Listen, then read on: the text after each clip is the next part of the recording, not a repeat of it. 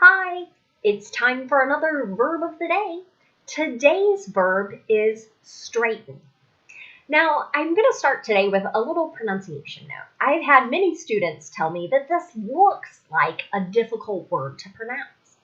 The trick or thing to know though is that A-I-G-H, those four letters together, are just making one sound, an A sound. So this really isn't too difficult of a word to say, straighten. Now let's take a look at some of the definitions or ways that we can use this verb. The first way is to make or become straight. So this could be without a curve or a bend. A second way you might hear the verb straighten used is to make tidy or to put in order again. So with this verb, I think we all have a certain place in our house. It could be the kitchen table, it could be a counter or other space near a door where people are carrying things out or in on a regular basis. And maybe it's a place where we set the mail down, we put other papers, and they sort of build up after a while. When you go to take those things to the right place in your home, that is the act of straightening. A third way to use the verb straighten is to mean to stand or sit erect. Again, think of that straight line after bending. Okay? So this is something I heard often as a child. I might sit with my shoulders kind of rounded forward, and I would have teachers or parents, other people say, kind of sit, straighten up. Right? So again, make that straight line with our back. Straighten is a regular verb. To make the progressive tense, we're just going to add ing to form straightening. The past tense and participle form of this verb are made by adding ed. And since this verb ends with an n or voiced in sound, the ed is going to make a d sound. Straightened, straightened. Okay. So now let's take a look at some phrasal verbs with straighten. We actually only have two phrasal verbs to look at, but they each have a couple different meanings. The first one we'll look at is straighten out. It means to make something straight. So this could, again, be getting rid of the bend or the curve. We could connect it to tidying or organizing as well. So let's look at an example sentence. I always straighten out the wires behind my desk. Okay? So this might be, instead of having them kind of bend and connect between each other and kind of be in a knot, right? Sort of organizing, tidying, make the wires straight. A second meaning for straighten out is to deal with a problem or to make something clear. So let's look at an example with that usage. The manager straightened out the issues with the customers. So perhaps we had some people complaining about something that wasn't going right. So the manager dealt with the problems or made some sort of policy clearer and easier for the customers to understand. The third way we could use straighten out is to improve someone's behavior. Here is an example sentence. Every teenager can be a bit rebellious. I bet she'll straighten out when she goes to college. So perhaps this is someone who breaks their curfew or skips class, does something else that doesn't seem like good behavior. And this sentence is making a bit of a prediction that her behavior will improve as she gets older and goes away to school. Another phrasal verb you might hear is straighten up. The first meaning connects back to that third definition. You might have heard me say it earlier, talking about straighten up, right? So that could be referring to how we're sitting or how we're standing. Here's an example sentence. He straightened up when his mother came in. So we might see certain people create that reaction in others where they stand a bit straighter when someone is around. Straighten up could also mean to tidy, to organize. Here's an example of that. I straightened up my apartment before they arrived. So I organized things. I picked up little messes. That's what that would mean. Let's continue to look at straighten in a few different verb tenses. Today, we'll talk about the imperative, the simple past tense, and the simple future using will. Let's start with the imperative.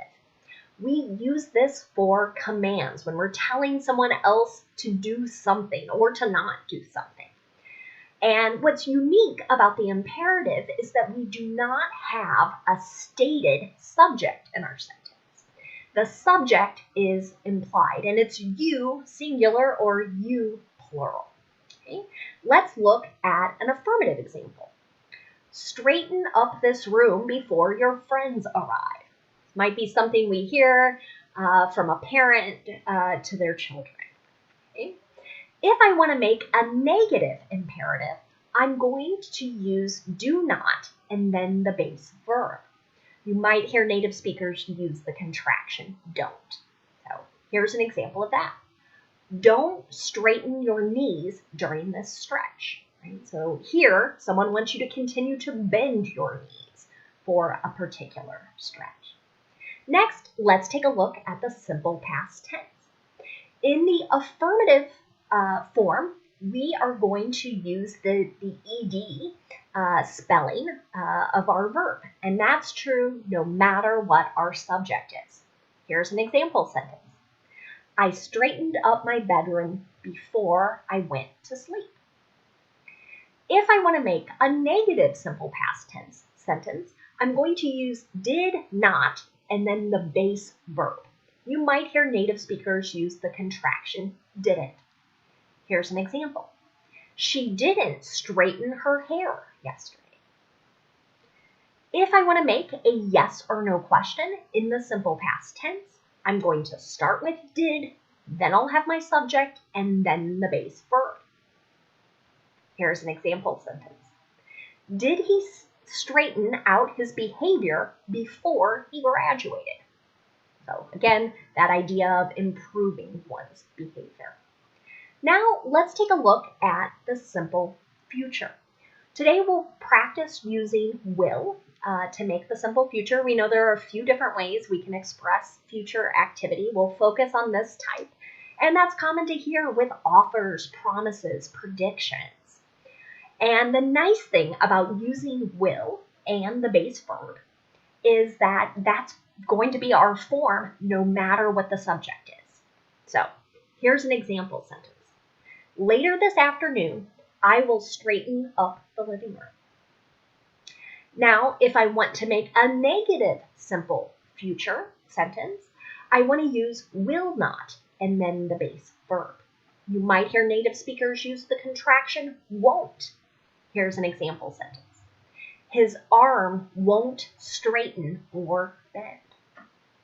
Finally, if I want to make a yes or no question in the simple future using will, I'm going to start with will, then I'll have my subject, then the base verb. Here's an example. Will braces straighten my teeth? Okay. Now let's take a look at some words that are related to our verb. And the first word we're going to look at is straight. It could be an adjective or an adverb, and just like our verb, it can also have a number of different meanings. So we'll go kind of slowly through these, and we'll focus on the adjective meaning first. So the adjective straight could mean extending or moving in one direction only without a curve. Here is an example of that usage. The road to the next town is straight. So I'm describing the road here. And I'm saying there are no curves or bends. It is in one direction without that. A second way to use the adjective straight is to mean properly positioned so as to be level. We can think of that as like flat or upright. Here is an example of this particular usage. Is that shelf straight? Right? This is a type of question you might hear as people hang pictures or other things on their walls, right? Is it kind of tilted, right? Or is it level or straight? Another meaning for straight is honest. Here's an example of that usage. Can you give me a straight answer? And this honest meaning is frequently used to describe an answer, a statement, and again, just connect to that. The last meaning for the adjective straight that we're going to look at is consecutive, meaning in a row. So here's an example of this. They won 5 straight games. So game 1, they win. Game 2, they win. Game 3, they did not lose in those 5 games in order. The adverb straight has the exact same spelling and the exact same pronunciation as the adjective. One meaning for this adverb is in a straight line or directly. Here's an example of that.